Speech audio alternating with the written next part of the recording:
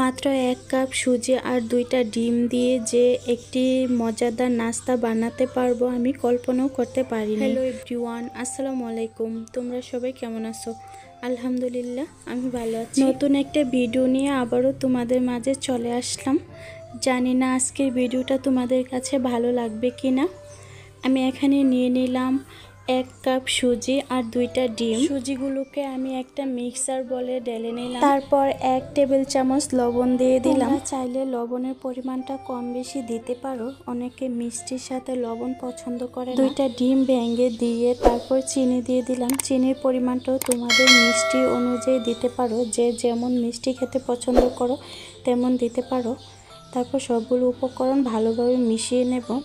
এখানে কোনো প্রকার পানি দেওয়া লাগছে না, আর চিনির যে পানিটা ওইটা দিয়ে হয়ে গেছে, আমি কোনো প্রকার পানি দিই। তোমাদের হাতের কাছে যদি ঘি থাকে তাহলে ঘিও দিতে পারো, আমার কাছে ছিল না তাই আমি দিইনি। ঘি দিলে একটা অন্যরকম ঘ্রাণ আসে। সবগুলো উপকরণ ভালোভাবে মিলিয়ে নেব। এটা প্রথমে একটু আঠালো লাগে, তারপর যখন একটু রেস্টে রাখা হবে একদম সফট হয়ে যাবে। আমার এই ভিডিওটা যদি তোমাদের কাছে ভালো লেগে থাকে তাহলে একটি লাইক করে দিও আর কমেন্ট করে জানাইও ভিডিওটা কেমন হয়েছে। আর চ্যানেলটা যদি নতুন হয়ে থাকে প্লিজ সাবস্ক্রাইব করে দিও, পরবর্তী ভিডিও পাওয়ার জন্য নোটিফিকেশন অন করে দিও। আমার ডোটা হয়ে গেছে, আমি চুলাতে একটা প্যান বসিয়ে দিলাম।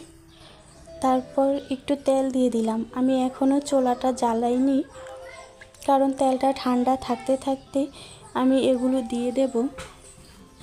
চুলাটা জ্বালিয়ে সাথে সাথে এগুলো দিয়ে দেব। দেখো এভাবে একটা শেপ করে নিলাম। তোমরা তোমাদের পছন্দ মতো ডিজাইন দিয়ে শেপ দিয়ে দিতে পারো। আমি গোল গোল করে নিচ্ছি। নিয়ে এখানে আমি কয়েকটি লাচ্ছি সেমাই নিয়েছি, এগুলোর মধ্যে এভাবে দিয়ে দেব।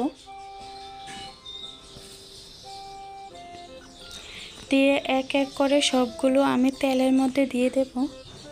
তখন চুলার আঁচটা একদম লো থাকবে। সবগুলো এভাবে দিয়ে দেব। যদি চুলার আঁচটা বাড়ানো থাকে তাহলে উপর দিয়ে পুড়ে যাবে, ভিতরে হবে না। এক এক করে সবগুলো দিয়ে দিচ্ছি।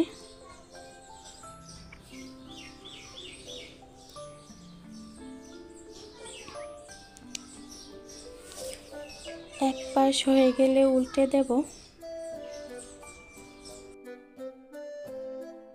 এক এক করে সবগুলোকে উল্টে দিচ্ছি।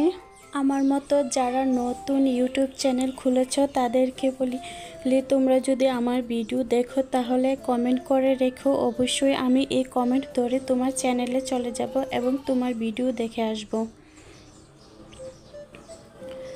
সবগুলো এভাবে উল্টে দিচ্ছি। দিয়ে যতক্ষণ পর্যন্ত সুন্দর একটা কালার না আসবে আমি এই মিডিয়াম টু লো রেখে সবগুলোকে ভেজে নেব। আস্তে আস্তে খুব সুন্দর একটা কালার আসছে। দেখো এগুলো আগে থেকে অনেকটা ফুলে বড় বড় হয়ে আসছে।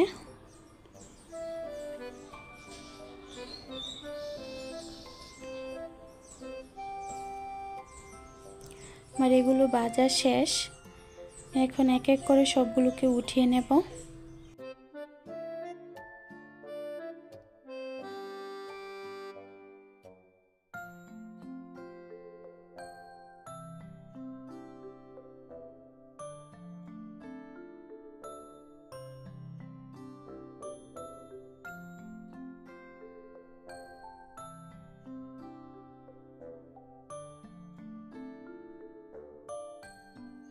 দেখো কালারটা কত সুন্দর আসছে। বিকালে দুধ চার সাথে খেতে কেমন লাগবে।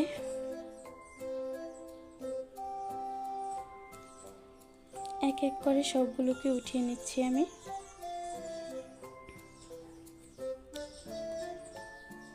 আমার ভিডিওটা তোমাদের কাছে কেমন লাগছে কমেন্ট করে জানাইও প্লিজ।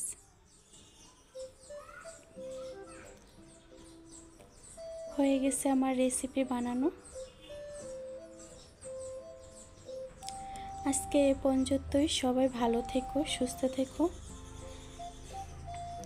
আল্লাহ হাফেজ। আসসালামু আলাইকুম।